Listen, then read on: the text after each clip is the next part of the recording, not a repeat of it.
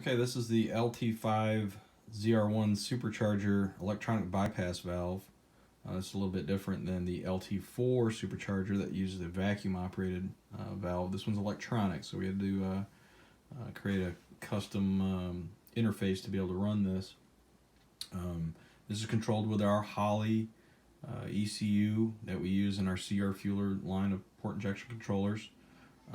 This gives us full control over that bypass valve. I'll turn the valve on here, turn the ECU on.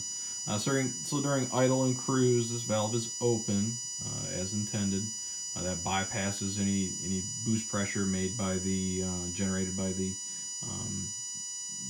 compressor. And then when we hit the throttle and we want to make boost, the valve closes. We generate all of our boost, goes into the engine. We let off the throttle.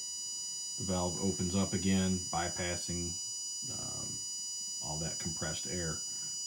So less drag on the engine. It doesn't need to be generating boost all the time. So that this is how it is intended to operate, and we have control over this guy. So that gives us the ability to run these LT5 superchargers with the rest of our port injection kits.